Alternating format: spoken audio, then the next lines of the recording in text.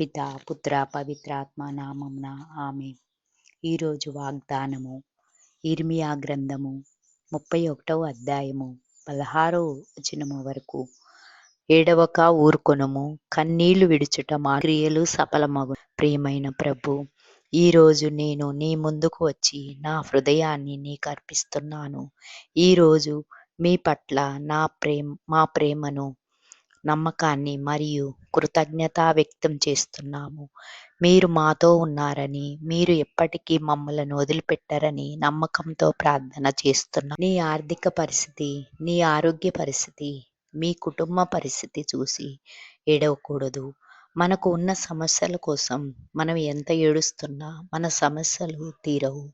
అందుకే ప్రార్థన చెయ్యి. దేవుడు నీ క్రియలను ఫలింపచేస్తాడు. మనకు పుట్టినప్పటి నుండి చనిపోయే వరకు కష్టాలుంటూనే ఉంటాయి. కానీ మన కష్టాలు జవాబులు కావాలి అంటే మన ప్రార్థన చేయాలి. మన కష్టాలు దేవునికి ప్రార్థన రూపంలో మొరపెట్టుకోవాలి. అప్పుడు దేవుడు మన బైబిలు వాక్యం ద్వారా సమాధానం ఇస్తారు.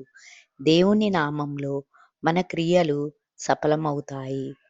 నీవు అంగీకరించిన ప్రతి బాధకు ప్రతిఫలం ఇచ్చేందుకు సిద్ధంగా ఉన్నానని మనస్ఫూర్తిగా నమ్ముతాము.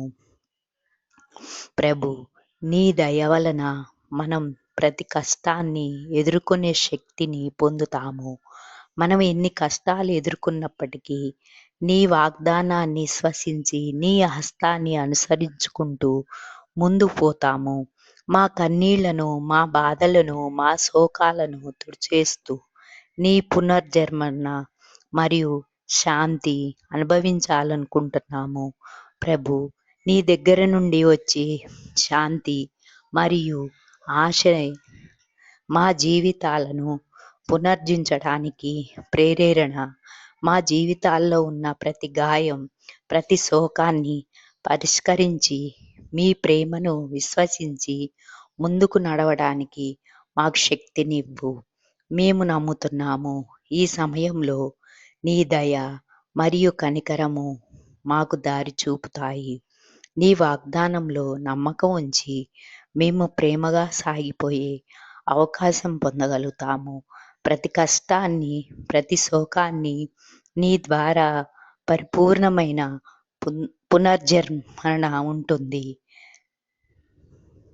నీ పునర్జన్మన మనకు కొత్త ఆశ, కొత్త జీవితం అందిస్తుంది. ప్రభు, ఈ క్షణంలో మేము నిన్ను పిలుస్తున్నాము. మా శోకాన్ని, మా కష్టాలను మీ దగ్గరకు తీసుకొని వెళ్ళి మీ శాంతి మరియు ఆశతో మమ్మలను నింపవలసిందని నీవు ఏ సమయంలోనూ మా పక్కన ఉండి మా ప్రతి బాధ, ప్రతి బాధ్యత భరించడానికి తోడ్పడతాయని మేము నమ్ముతున్నాము. ఈ ప్రార్థన యేసుక్రీస్తు నామంలో అడిగి వేడుకుంటున్నాం తండ్రి. ఆమేన్.